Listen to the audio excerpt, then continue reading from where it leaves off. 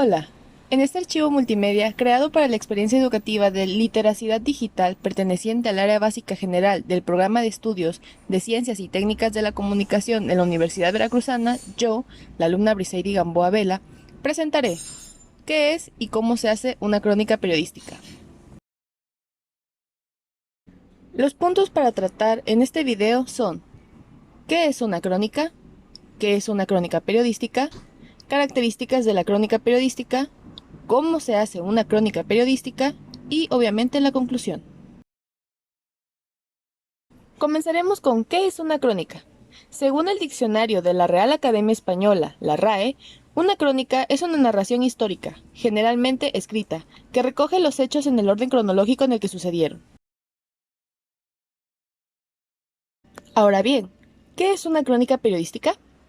Lo que el libro Antología de Crónica Latinoamericana Actual de Darío Jaramillo Agudelo nos dice es que la crónica periodística es la prosa narrativa de más apasionante lectura y mejor escrita hoy en día en Latinoamérica. Carlos Monsiváis define la crónica como la reconstrucción literaria de sucesos o figuras, género donde el empeño formal domina sobre las urgencias informativas.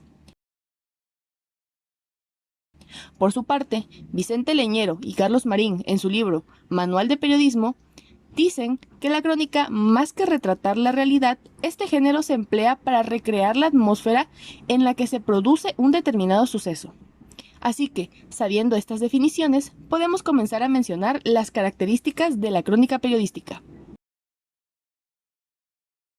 Vicente Leñero y Carlos Marín desglosan las características de la crónica periodística en los siguientes 4 puntos: relato, público, oportuno y cómo sucedió. En el relato se pretende hacer la historia de un suceso real, de algo que le pasó al reportero o a alguien que él entrevistó, y escribir los hechos en orden cronológico. Como ejemplo, tenemos un terremoto o un evento público como una conferencia de prensa de algún político. El público. La crónica periodística se dirige al público en general, por lo que debe escribirse con un lenguaje claro y sencillo, capaz de ser comprendido sin dificultad alguna. Oportuno. El relato debe ofrecerse en el momento preciso, cuando acaba de ocurrir si se trata de alguna noticia actual. Si se trata de un suceso anterior, debe decirse la fecha en que ocurrió y conseguir la información de todas las fuentes documentales necesarias. ¿Cómo sucedió? Aquí se deben responder las interrogantes del periodismo: qué, quién, cómo, cuándo, dónde y por qué. Pero, a diferencia de la nota periodística, la crónica debe centrarse en el cómo. ¿Cómo fue que pasó? ¿Cómo hacer una nota periodística? Bueno, lo primero es definir el tema o suceso para la crónica. Debemos localizar un tema o evento de interés e investigar todo lo que podamos de él.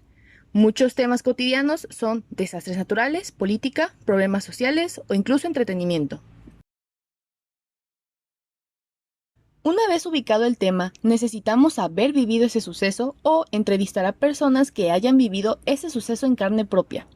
Podemos entrevistar a médicos durante una pandemia, abuelitos que sufren o sufrieron maltratos en una casa hogar, cómo es el día a día de una mujer que es acosada en la calle o cómo vivieron un huracán personas de bajos recursos. Se debe pedir todos los detalles posibles, todo lo que nuestro entrevistado recuerde nos sirve: escenarios, olores, sabores, etc. Un buen consejo es grabar toda la entrevista por si se nos llegara a olvidar algún detalle.